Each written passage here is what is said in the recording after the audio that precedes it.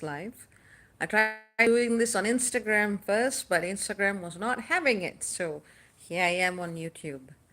And so today we are going to be talking about the upcoming new moon in Scorpio, opposite of Uranus in Taurus.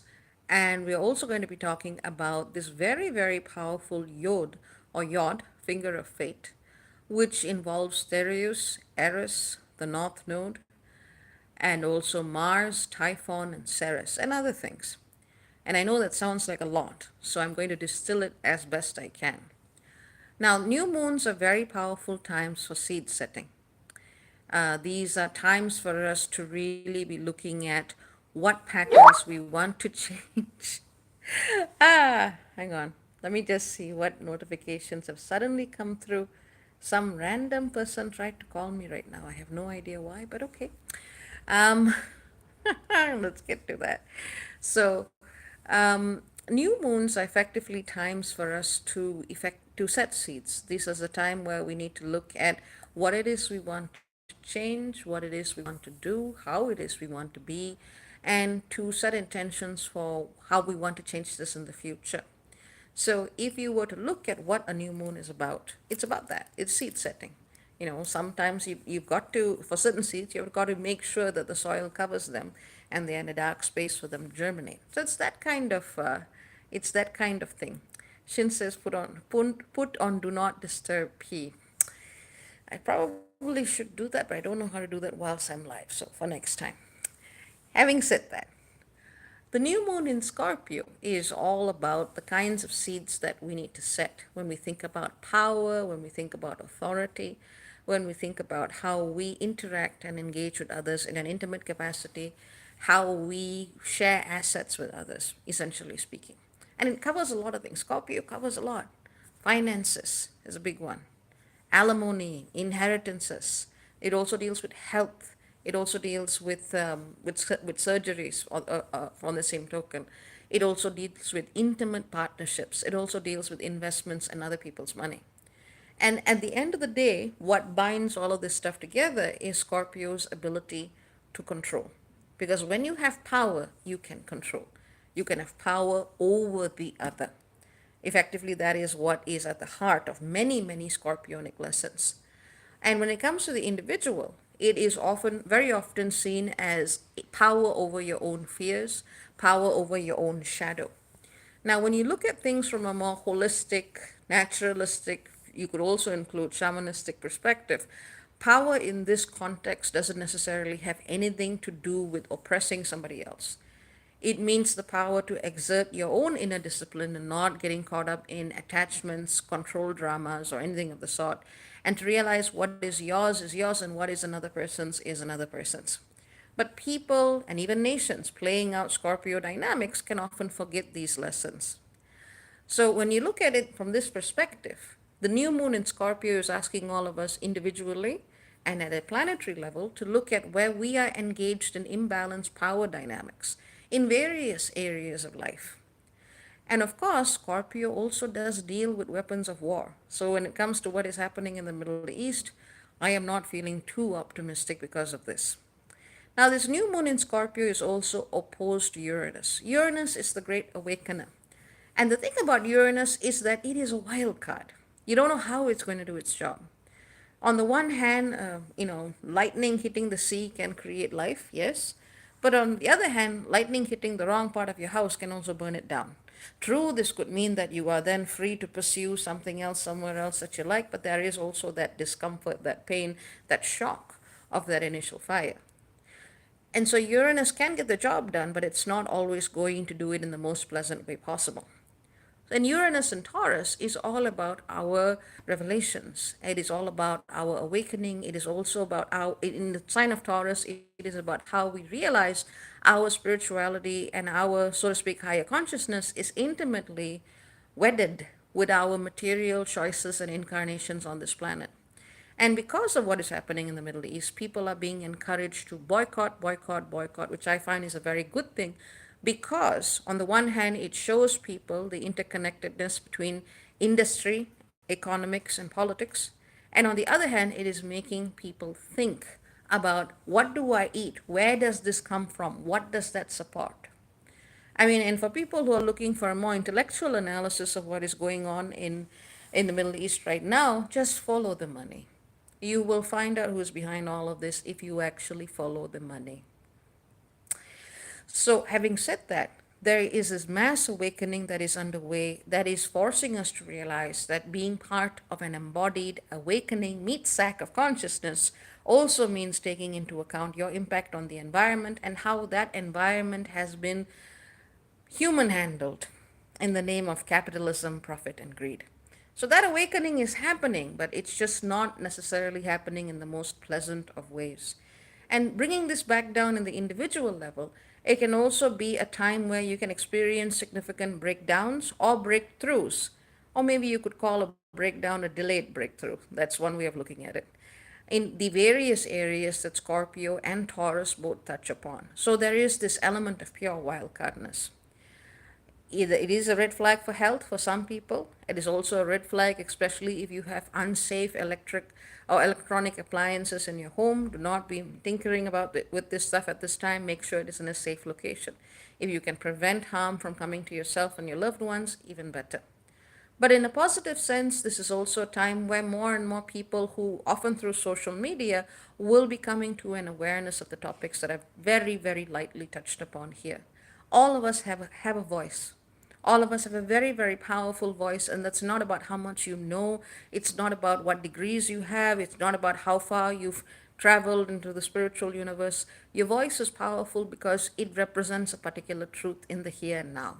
And the way people are moved is not so much by facts and figures, but by passion, by authenticity, and by the light in a person's eyes when they say something to you. And that is something that will always remain true no matter how much technology humanity kind of puts in the way in our connection to other human beings. So, this is a time where people are also going to be seeing the power of their own voice, as Taurus is very connected to this area, this part of the body. And this is a time where people are going to be encouraged to speak. And hopefully, this massive transition that we are all experiencing will be as graceful and as loving as possible. That is the big hope for all of it. But that is the new moon. As I said, wild card, don't take any weird physical risks unless you absolutely have to. And if so, make sure you take adequate precautions. The other side of what is happening whilst these immense planetary changes are happening is a Mega-Yod involving Thereus the hunter stalker in late Virgo, Eris, the goddess of chaos, discord, and war, and the North Node in Aries. And also in the third corner, we've in the sign of Scorpio, we've got Mars, Saras, Typhon. And when you put all the three together, what you get is a very powerful yod or finger of fate, which points you in a certain direction. And he says, this is the way you gotta go. This is what you got to do. This particular yod formed between let's say you've got Thereus in Virgo here, it sextiles this cluster in Mars, and they both point upwards to the North Node in Eris, which also means the midpoint of the sextile is the South Node for those who are looking at that. So, what does that mean in English? It means that at this time, we are asked to embody, we are asked to awaken, we are asked to be true to that spark of consciousness, which is the truth of who we are. And that is not an intellectual concept, it's not even an emotional concept, it is something that doesn't have any words for it. But you can basically call it that spark of consciousness that makes you who you are. And this is a time where all of those sparks need to be absolutely lit. But there are dangers to doing this. There are costs to doing this. And that is what this particular yod reminds us of. So when we have a yod involving the North Node and Eris, first of all, there's an issue. Eris, for better or worse, whether you take her side of the story or not, Eris invites war. Eris invites chaos. She invites discord. Ultimately, she burns down the patriarchy, but with a lot of collateral damage. And we just need to look at the tens of thousands of people getting killed to know exactly where that is focused on at this time. So when we see the North Node and Eris in conjunct Thereus the hunter stalker, what that means is in the what that means is in terms of this awakening process, we need to look at where our help is the most needed and what we can do in a sustainable way to provide that help. There is no point of you burning out in the name of the greater good, because if you are burnt out, you can't do jack shit for anybody else. There is no point in you throwing yourself in harm's way because your voice will not then be there to speak. So, this is a time to find very sustainable ways to perform acts of service, acts of healing that actually help yourself and those around you. This is not something that anyone can fix by their lonesome.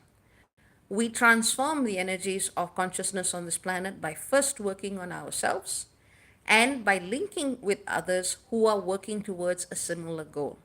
At this time, the most powerful tool you have is your voice. So use it for something good, use it for something kind.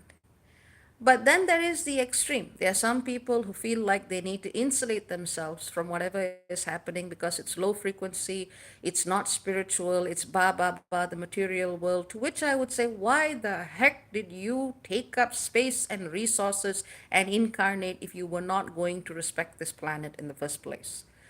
But that would be my particular view on things. If you are here, respect the land, respect the earth, respect the people on it, respect the animals, respect the rocks and the trees and the minerals. This is part and parcel of being here. You are not separate from anything that exists in this biosphere, and that includes people. So, insulating yourself from that is also not terribly spiritual in my book. It's just another excuse for escapism, which more often than not masks privilege and even more colonial structures that do need to be dismantled. That's one extreme of it. The other extreme is the martyr. Now, I don't mean to disrespect anyone's religion, but from spiritual experience, looking at the way spiritually has evolved over time, martyrdom does not help. It does not change the energy of situation of the planet. The more innocents are lost, we do not then rise in frequency. We actually just deepen the issues that exists here. We add so much more burden, so much more guilt, so much more weight to the situation that exists when we say some people are expendable because it serves the greater good. That doesn't work. That has not worked. And so people do need to move out of this martyrdom complex for those of you who are in alignment with the frequencies and energies now. And like I said, not meaning to diss anybody, but that is my perspective on things. So that is what Thereus teaches us and warns us when it comes to this inconjunct that it's having with the North Node and Eris. And bear in mind, there can be a lot of explosive energies. People can be lashing out, especially if they have given too much. So you need to make sure that you are also not giving too much of yourself in the name of something good. But if you're giving nothing at all, you are not in balance.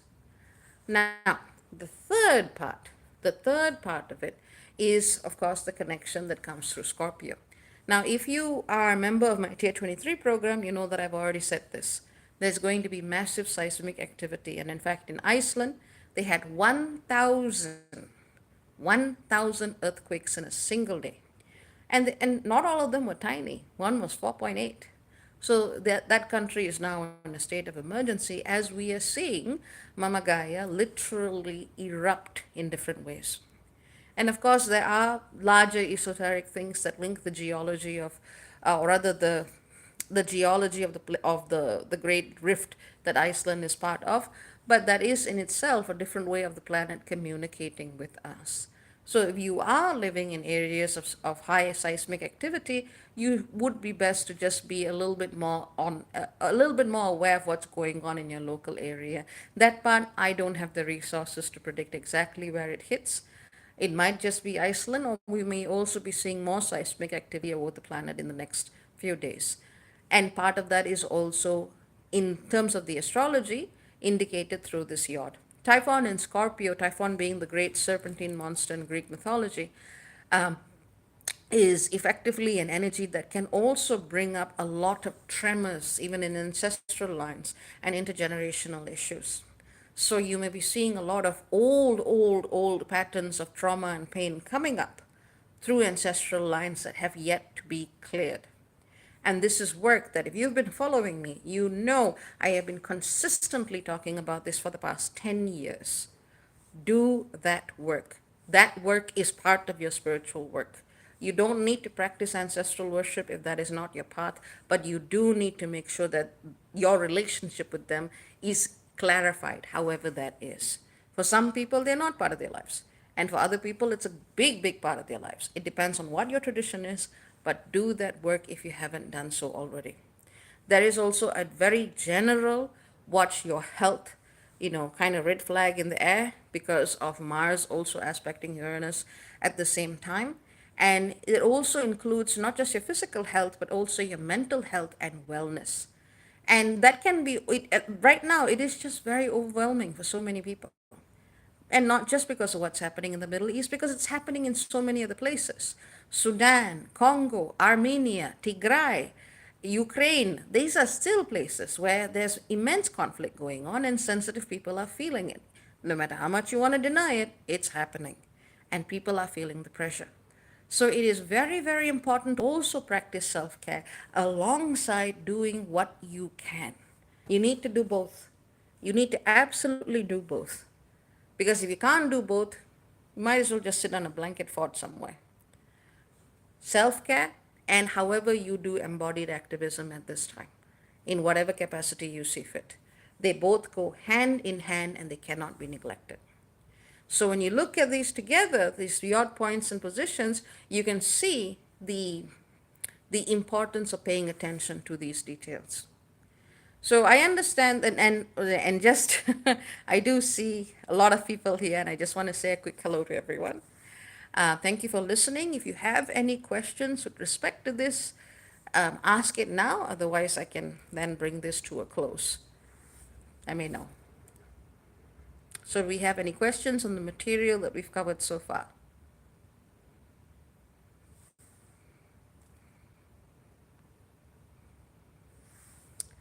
Will this live be saved? Yes, it'll be saved and it will be re-uploaded again as a live premiere so more people can view it. Shin, can you define ancestral work? Not to be cheeky, but Google it. It's a huge subject and you need to start doing your own research. I can't I can't answer that in the scope of a very small life. So start reading. There's more than enough people that have started writing about this. So it is a good idea to start reading that. And if you have a specific question, I'd be happy to help you if I have the qualifications to do so. Michi asks, Crystal to help at this time. Okay, Crystal to help at this time. It depends what your situation is. For people who are still hiding their heads in the sand, black obsidian. For people who are looking at the abyss a little too closely, you need something a little bit more carnelian. Carnelian for people who are already doing a little too much. Black obsidian for people who are not pulling their weight. I hope that helps. Kelsey asks, what ancestral, now this I can answer. What ancestral work is one to do when their ancestors were mostly colonizers?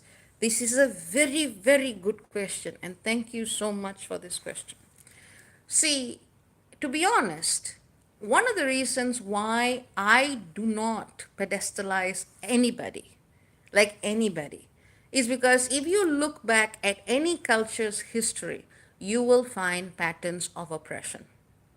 Anybody, you know? So you will find patterns of oppression, you will find patterns where there have been imbalances, and those also get transmitted through generational lines. Now, the difference when you talk about colonization, it goes beyond that. It is when you systematically take land, take culture, take language, take identity. It goes far, far, far beyond, say, a war between two neighboring tribes or even two neighboring nations. Colonization is a completely different experience. And when you have that kind of, and to be fair, my own bloodline is one that deals with brown colonizers because brown people can be colonizers too. If the oral history that was imparted to me was correct, my bloodline goes back to the Cholas, who effectively colonized Southeast Asia. And I can say that because I've done the work and I've looked at these ancestors and gone, so are we still on the same page or are you just going to keep sitting in that frequency? So when you have colonizers in your bloodline, and again, that cuts across race and ethnicity. you have to confront them. You absolutely have to confront them. Now, whether you are a shamanic practitioner or whether you do other types of energy work, you literally have to call them up and go, look, this is my road, this is your road. Either you evolve and realize that what you have done is not okay and I am not going to carry your bullshit, or we are going in two different directions and you are not permitted access to me. It sometimes comes down to that.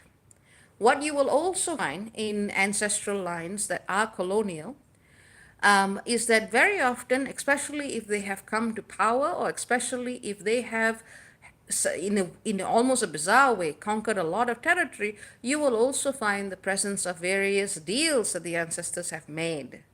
And those deals pass to their descendants unless you actually say, not my monkey, not my circus. So you actually have to confront all of these and basically carve out a path for yourself if they are not willing to let go of those control dramas and let go of that lust for power or greed, which tends to be what drives colonization. And so that's the work that needs to be done. And it's not easy work. You literally have to look them in the eye sometimes and go, what are you doing? And can we cooperate or not? So I hope that answers your question. So it does take some experience with that kind of work. So I don't know if you do that for yourself, but work with someone who knows what they're doing on this subject. And so I hope that answers your question. Any other questions?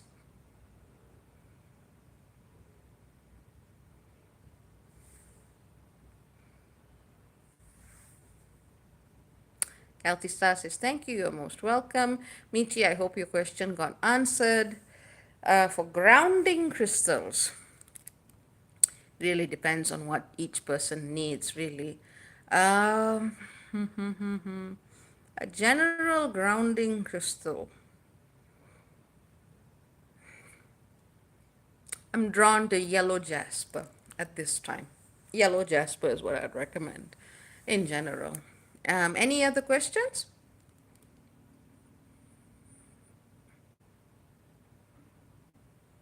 Let me know.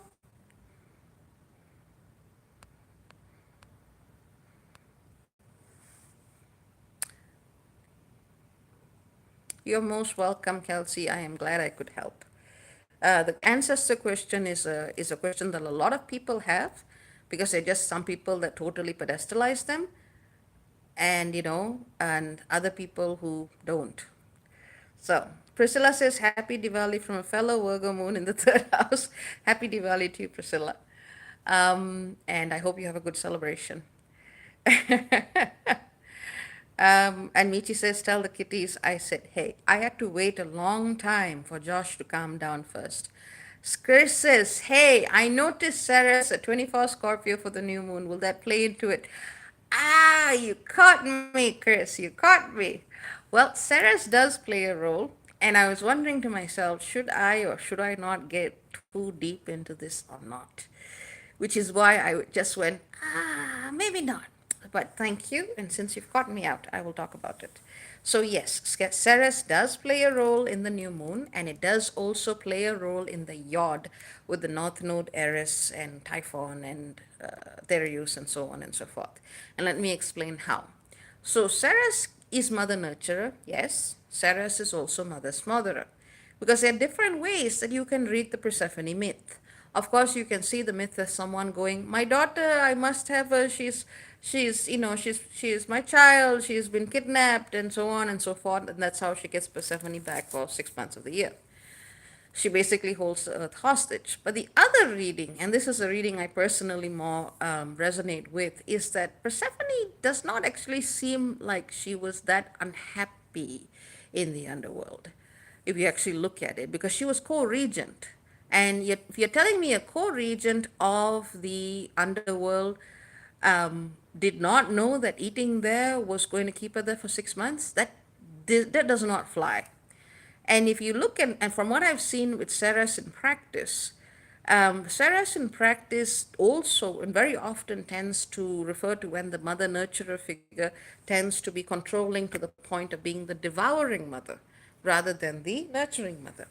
And Shin's like, taking a jab at me, not going deep in Scorpio season. We want to hear it. Well, yeah, I didn't know how deep you wanted. Okay, I gave the floor and fine. But effectively, when we look at when we look at Saras in Scorpio, we look at claims that are effectively made on your assets, your resources, your life force, the boundaries that you have in your intimacy. You also look at the energies that surround your sexual organs and the meridians that connect them, which at least from TCM are highly connected to ancestral energies in the first place. So Ceres is effectively, for me, she's effectively that claim that one makes with that pedestal of I nurtured you, I own you, you got to do what I say, which is also how she holds the earth hostage. I give life, you don't do what I say, you don't get it. And in certain situations, that can be very, very appropriate, all right, in certain situations. But in other situations, it can be a wild violation of energy. Now, the reason why I was not saying anything about Ceres is because I know when I open my mouth on something, I'm going to have to speak the truth of it. And I'm going to speak the truth of it of how I think it plays out in Palestine, because that's been what's on my mind. I have Palestine on my mind. So, if we were to actually get using that as an example, in this situation, what the claim that people are making, on the one hand, it appears to be a claim, one side is making a claim of land, a claim of nurture, a claim of ancestry, and the other side is making a claim based on sheer power and the ability to take. These are also very, very distorted manifestations of Ceres and Scorpio. And one of the things that we actually see, the energy that is beneath all of these claims, is very much the energy of something black and something very liquid. And I'll give you a clue. It's, well, that's already the clue. You're going to find oil. The claim is that effectively what they're really looking for is oil and natural gas, but they are framing their claims either in terms of ownership by way of nurture, ownership by way of land, ownership by way of I've made this, I've built this, I do this. But what's actually being sought for is something a lot more gross and a lot more greedy. So in that sense, that is how it effectively plays out. So that's how I'm seeing this. And at a personal level, it is claims that are inappropriate in other aspects of your life. Now, if you are fortunate enough to have Saras in your life in a beneficial way, then it's nurture. But not everybody has that fortune. So that's why you would have to look at this. And I hope that answers your question. Let's see. Krenemendingu, I don't know how to pronounce his name, sorry. Any supplements you recommend for, you've written mediating, but I think you mean meditating. It depends why. If you are being distracted from meditating, it really depends on why. If you have a lot of restlessness, for example, if you are very, very fatigued, for example, you might be supported by something like, and you have to do your own research on this. I am not a qualified herbalist, but do your own research and check in with a qualified naturopath or herbalist. Obviously, the vitamin E comes up, the omega 3s comes up, vitamin B comes up, B complex in particular, B12 if you want to be very, very specific, because they deal with the nervous system. And if you have a wide variety of potential symptoms that are just preventing you from sitting and calming down, then maybe you might want to look at it from that perspective. Magnesium is also very, very recommended for mood and nerves, so that is something that you can use. There are also stuff like, as Shin has put, Chlorella, Spirulina, Anemia, 10 Mushroom brand. These are all good things, but you also have to look at what your personal allergies are. You also have to look at whether or not these are good for you, because different people may have different issues. And the most general thing I can tell you, and the safest thing I can tell you, is stick to the B vitamins. Let's see. The Halls of Amenti asks, what makes earthquakes more possible now? Typhon. Typhon in Scorpio, which is pretty much opposite it is conjunct the new moon, it's opposite Uranus, it's conjunct Mars. Whenever Typhon is activated, we see a lot more seismic activations as well. Shin says, yes, absolutely. There are many different ones, just personally for me. Thank you for sharing. I just have to say that because it is a public forum, and I just want to remind people that not one, what works for one person isn't going to work for everybody else, and that is okay. And at the end of the day, also just follow your intuition because your body does know. Your body does know what it needs, and if you begin to trust your intuition more, if you feel drawn to something, look at it, and you might be surprised. That might be exactly what you need. But just on the safe side, B vitamins. Let's see, any other questions? It's turning out to be a good life. Any good questions? And Chris mentions, wow, it's happening at 24 degrees Scorpio, my natal moon too. No wonder you asked. Don't get into any kind of weird sacrificial codependent BS, Chris. Avoid it. Doesn't matter who says what. If anyone's trying to hook you into some pattern of dependency, walk the other way. Doesn't matter who it is. Living family member, ancestor, don't know, don't care. Move. Because if you don't, things are going to be erupting with that North Node and Eris conjunction. So, do we have any other questions? Let me know. Let me know.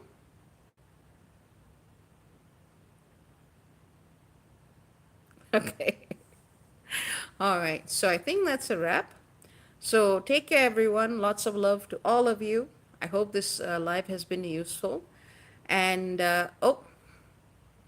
okay, Watchman, who's also a lovely friend who is into astrology, says the descending node of Mars is at 20 degrees of Scorpio.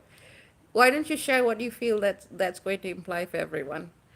Chris says, I might have to book a reading. It's been a while. It has. And yes, sessions are, of course, still on.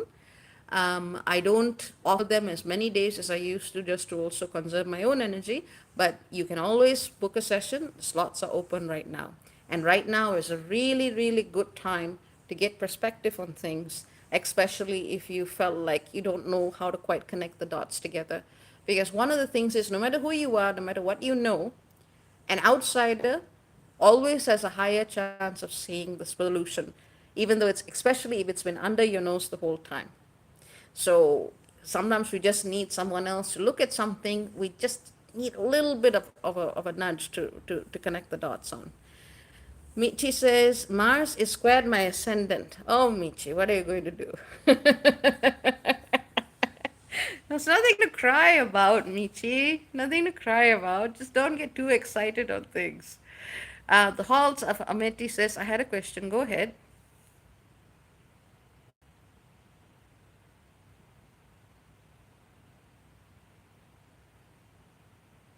Waiting for the question. And in the meantime, I'm also, let me see if I can type in the link. Hang on. So I'm still waiting for the question. I'm going to see if I can just type out the link for those of you who would be interested in booking a reading at this very, very important time. Um, let's see. Michi said, oh, no wonder you asked about grounding. You should have asked if it was for you. For you, Michi, mahogany obsidian. That's what I would recommend for you. Mahogany obsidian. Be a specific, woman. Paul Collins says, you haven't explained the fact I was watching the black cat before I saw you just now. That is probably one for the universe, Paul. I don't know how to explain that one. Though my little Josh, who is a black cat, yelled and yelled and yelled for about half an hour, so we had to wait for him to calm down before I could do this. So you probably were drawn in by Josh's yelling. I thought he was communicating with someone. So, still waiting for the question. Let's see. And L'Oreal. I knew it. I knew he was talking to somebody. Let's see. Okay, so for those of you who are interested either in the Tier 23 program, and believe me, I spend like hours on that. You get hours and hours of content per month and thousands and thousands and thousands of words and detail write up. They survive it in a good way, though. Hang on. So this is where you can book that or sessions. Here we go. I got the link. Michi wants to know, how am I doing today? Uh, how am I doing today? Well, I made sure my brother and I had a nice breakfast. Woke up at about 5, did more digging on new stuff on Gaza and the recent UN vote, which was all about preventing illegal settlements to be built. And of course, Canada and the US and Israel said no. But I was looking at that, and for me, political activism is a thing. And I spent a long time looking at the little kitties, which is good, which helps. And now I'm here. So, but as for me, I am doing reasonably okay. I am trying to slowly get my mobility back. So it's been hard. That area has been hard, but I try and I keep trying. Chiron wants to know, what was for breakfast. Don't judge me. Don't judge me. But I had a Spanish latte and something called Portuguese egg tarts, and this is something, if you ever come and visit Malaysia, you'll notice how much colonial crossovers happen in terms of food. Um, Portuguese egg tarts were originally it was a Portuguese dish which got Malaysianized. So I had that, and it was actually really delicious. It tasted more like a lovely vanilla cream puff. And I was really happy about it because I wanted to get something nice for me and my brother today. So we had coffee and we had some nice tarts for breakfast. Do not judge. So that was for breakfast. And yeah, though early in the morning I had eggplants and chili. And I woke up because I was hungry. So I already had like a proper meal then. So it was more like light tea brunch. I don't know. But yes, but it's good to see all of you. Keep your voices alive, keep going forwards, keep doing good things, and let's hope we make a beautiful world. Let's hope we make a beautiful world. There was actually something I wanted to talk about. Um, oh, okay. Chiron says, I have mostly eaten pizza for 24 hours, so who am I to judge? What kind of pizza, Chiron? What kind? Why didn't I get any? Um, Michi says, indeed, thank you for being here. I came here to be here. Yep, hope you did. One of the things that I did want to talk about, and since, we got a good crowd here, one of the things I did want to talk about was, I've been talking about what's happening with my brother, and, we are doing our best to raise awareness online and so on and so forth. Pepperoni pizza, very nice. And one of the things that hits me so hard is that, I'm a fan of various geekdoms, or is it nerddoms? I don't know. Like Lord of the Rings, like Star Wars, Harry Potter. Anyone my age has, huh? Melatonin? Is that a pizza topping? I'm kidding. Obviously, I know what melatonin is. But, if that's a question, let me know what it is. So, effectively, it's, what was I going to say? So, I'm a fan of various fandoms. And what I feel rather dismayed by, even though so many people, millions of people are kind of lit right now with the awareness that there are gross injustices happening and we got to do something about it. I noticed that people in the fandoms are not doing things, you know, as like when and just looking at some of the video and the footage coming out, I think about stuff like Boba Fett and, and if you've watched the book of Boba Fett, there's a scene where you see the massacre of the kids at the Tusken Raiders. And I looked at that and I looked at this and I'm like, I can't be the only person who is reminded of this. And I look at people just blithely, even from the Star Wars fandom, they keep sharing Order 66 like it was nothing, but there is a real Order 66 happening right now in the world. And, so yeah, why are people not saying this? I mean, yes, we we kind of valorize these two little hobbits fighting against the odds, little people doing great things in the world. And yet we see a whole bunch of effectively olive growing hobbits on mass migration, forced migration out of their homes, and the fandoms are not saying anything. This is something that I just didn't understand. And I still don't understand it. I think about Optimus Prime and I think, what would he do in this situation? He'd be sitting there in Palestine. And of course, if you look at real life heroes, I look at Fred Rogers and I think about what would he be doing? He would be sitting there with those kids. I don't want to talk about too much of the horrors that I've been following on the news from the journalists on the ground, but these are the things I'm thinking about. Why are we not engaging more people? Why are people who literally spend their lives in love with characters who are heroic, who are powerful, who stand for justice, not doing a damn thing?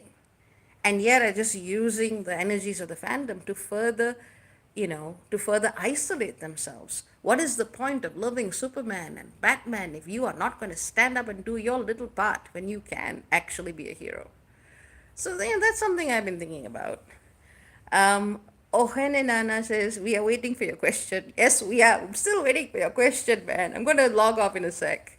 Kelsey Star says, some people want to depersonalize the injustice by placing it in the fictional universe, I guess. And this is the thing, art, whether you call it high art or low art, it's meant to inspire you. And it's not just meant to inspire you so you sit somewhere cutely and you don't do anything. I like, for me, Optimus Prime was a big part of my moral compass growing up. Shira was part of a big part of my moral compass growing up. Neither of those people would be neutral right now, you know? And in fact, this is a horrifying comparison, and I will mention this. Yesterday, Al Shifa Hospital was bombed by a missile called the Hellfire missile. Literally, that's the name.